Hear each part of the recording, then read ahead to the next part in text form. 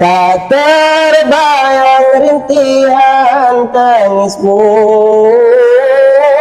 di saat melahirkanku. Betapa besar pengorbananmu, kasih sayangmu padaku, oh ibu. Belayanmu aku rindu. Assalamualaikum warahmatullahi wabarakatuh.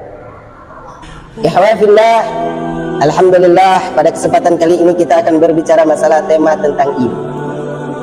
Ibu merupakan salah satu di antara kedua orang tua kita yang dimana Allah Subhanahu wa ta'ala meletakkan keridoannya pada keridoan anak untuk anak pada kedua orang tuanya. Allah meletakkan keridoan seorang istri pada keridoan seorang suaminya, selagi itu tidak melenceng dari syariat baginda Nabi Muhammad dan tidak bermaksiat di hadapan Allah. Karena hadis lain telah menjelaskan, la ta'ata li makhlukin fi ma'siyat khuluq, innama ta'ata fil ma'ruf.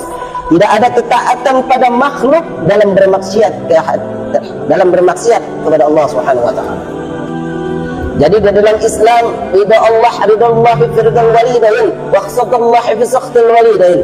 Allah akan ridha jika kedua orang tuamu ridha. Allah akan murka jika kedua orang tuamu murka. Makanya di dalam Islam terdapat orang tua yang menurut hadis ini, pertama yaitu orang tua yang melahirkanmu, yang telah mendidikmu, kedua orang tuamu. Yang ketiga yaitu gurumu yang telah balighu anni walau ayat, yang menyampaikan ilmu kepadamu walaupun satu ayat.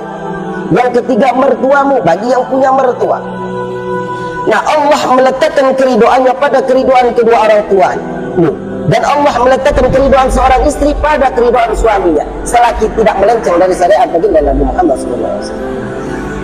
Ada sebuah kisah tentang bagaimana kisah Uwais Al-Qarni. Ketika Uwais Al-Qarni orang yang salah satu hidup pada zaman Nabi Muhammad namun tidak pernah bertemu dengan baginda Nabi Muhammad. Beliau hidup pada zaman Nabi, pernah suatu ketika menggendong ibunya dari kota Yathrib ke kota suci Mekah Al-Mukarramah atas permintaan ibunya. Di tengah jalan Uwais Al-Qarni bertemu dengan Abdullah bin Umar. Lalu bertanya kepada Abdullah bin Umar, "Wahai Abdullah bin Umar, apakah ku gendong ibuku dari kota Yathrib ke kota suci Mekah Al-Mukarramah akan terhapus dosa-dosa, akan terbalas budi-budi seorang ibu terhadapku?" Jawab Abdullah bin Umar sambil meneteskan air mata. Abdullah bin Umar mengatakan, "Wahai Uwais Al-Qarni, andaikan engkau gendong ibumu dari kota Yathrib ke kota suci Mekah Al-Mukarramah, berbolak-balik, maka tidak akan pernah dapat engkau balas setetes darah yang ketika orang tuamu melahirkan, seorang tua ibumu yang telah melahirkan." Jadi walaupun rumah, gedung, harta yang kita berikan kepada kedua orang tua kita, ibu, terutama ibu kita, walaupun semua harta bahkan isi dunia ini kita berikan kepada seorang ibu, maka tidak akan pernah dapat kita balas satu tetes darah ketika beliau melahirkan kita. Luar biasa perjuangan seorang ibu selagi tidak bermaksiat kepada Allah. Bagaimana kisah juga Sa'ad bin Abi Waqqas, orang yang memeluk Islam ketika ibunya masih dalam keadaan kafir. Jadi Sa'ad bin Abi Waqqas ini, ikhwafillah, ibunya pernah mogok makan. Namun ketika mogok makan inilah Sa'ad bin Abi Waqqas pernah mengatakan kepada ibunya, "Wahai ibu, andaikan saja ibu mempunyai 70 nyawa dan nyawa itu keluar satu persatu, dan Sa'ad bin Abi Waqqas dipertontonkan ketika ruh ibu keluar, sakitnya, merasakan sakit sakaratul maut itu, maka demi Allah Sa'ad bin Abi Waqqas tidak akan meninggalkan ajaran Nabi Muhammad SAW." Luar biasa kecintaan Sa'ad bin Abi Waqqas. Walaupun dia sayang kepada ibunya, dia tidak menuruti perintah ibunya karena itu merupakan maksiat kepada Allah untuk meninggalkan ajaran Islam.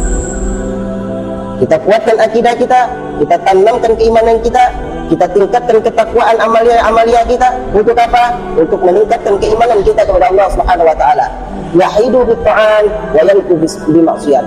Dengan meningkatkan ketakwaan kita kepada Allah, maka iman kita semakin meningkat.